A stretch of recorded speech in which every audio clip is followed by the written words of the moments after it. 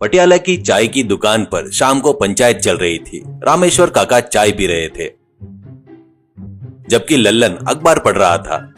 तभी बोलू अपना नया कुर्ता पहनकर हाथ में चाय का गिलास और चम्मच लेकर प्रवेश करता है। बोलू गिलास को टंग टंग बजाते हुए, अरे भाइयों रुक जाओ और चाय पीना बंद करो, आप सभी के लिए खुशखबरी है। लल्लन ने चाय रोक कर कहा, क्या बोलो, फिर से शहर भाग रहे हो क्या? अगर वही खुशी की बात है तो बताओ, हम सब लोग खुशी मनाएंगे। बोलू हंसते हुए कहा, अरे लल्लन भाई मजाक बंद करो, मैं भागने नहीं इस गांव को पेरिस बनाने के लिए आया हूँ। कल से इसी चाय की दुकान के बाजू में मेरा नया ठेला शुरू हो रहा है, नाम है भोलू फ्रेंच फ्राई शवरमा।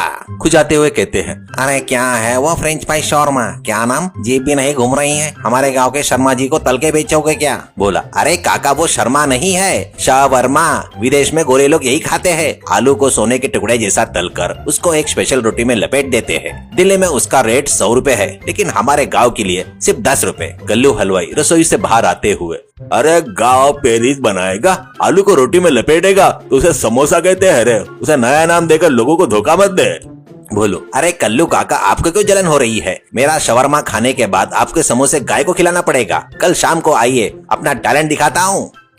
अगले दिन शाम को भोलू ने चाय की दुकान के पास ही एक छोटी सी मेज लगाई और स्टोव और तेल की एक बड़ी कढ़ाई रखी और बगल में आलू का बोरा।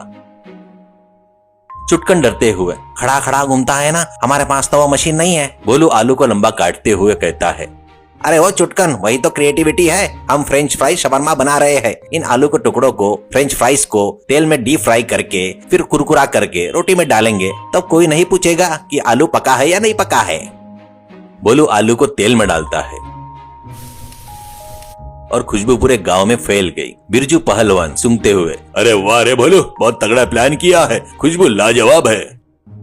बोलू धीरे से चुटकन से कहा, ओए चुटकन, असली समस्या तो अब आई है। शहर के सॉस का डिब्बा टूट गया है, अब लोगों को सफेद क्रीम कैसे देंगे? चुटकन ने कहा, अरे भाई घबराओ मत, कल रात का जमा हुआ दही है, लेकिन थोड़ा खट्टा हो गया है। उसमें हम घर की बची हुई टमाटर की चटनी, थोड़ी चीनी और थोड़ा चूना, अरे छी छी छी, चूना नहीं, थोड़ा नमक मिलाकर देते हैं, सफेद और गाढ़ा हो जाएगा। भोलू ने कहा, अरे ओए होशियार लड़के, इतना शानदार आइडिया, खट्टा और मीठा मिलेगा तभी तो फॉरेन का टेस्ट आएगा। मिला दे चुटकन, वही तो हमारा सीक्रेट पेरिस सॉस है। शाम के 6 बजे और चाय की दुकान के पास मेला लगा हुआ था। बोलू हाथ में प्लास्टिक कवर लपेटकर जल्दी जल्दी काम कर रहा था। एक मोटी रोटी लेकर उसमें तले हुए आलू के टुकड़े डालकर उस अजीब से खट्टे दही और टमाटर के मिश्रण को गाढ़ा करके डाल रहा था और उसके ऊपर नमकीन और मुरमुरे छिड़क कर लपेट रहा था। सरपंच जी, क्या रे बोलू, देखने में तो अच्छा है पर खुशबू थोड़ी खट्टी आ रही है। बोलू ने सरपंच से कहा, अरे सरपंच जी, वो फ्रेंच की खुशबू है, पेरिस में ऐसे ही होती है, आप आग बंद करके खाइए। सरपंच जी ने एक बड़ा निवाला लिया। उनका चेहरा अजीब हो गया, उनकी आंखें बड़ी हो गई। पंडित जी ने कहा, बताइए सरपंच जी कैसा है? सरपंच जी निकल ना पाए ना उगल पाए। आहा, क्या कहूँ, जीप पर नारद मुनि नाच रहे हैं, खट्टा मसालेदार और एक अजीब सा किक है भाई। बिरजू पहलवान, अरे जब सरपंच जी ने अच्छा बोला तो क्या चाहिए, बोलो मेरे लिए 4 लपेट, सॉस जरा ज्यादा डालना। लोग भोलू के दुकान पर टूट पड़े। कल्लू हलवाई कोने में बैठकर बड़बड़ाता है, अरे और खाओ और, कल सुबह तुमको पता चलेगा इसका असली मजा। अगले दिन सुबह सूरज अभी पूरा जगा हुआ नहीं था कि पूरा गांव जाग गया, लेकिन कोई काम पर नहीं लगा और सभी लोग अपने हाथ में लोटे लेकर और दौड़ रहे थे।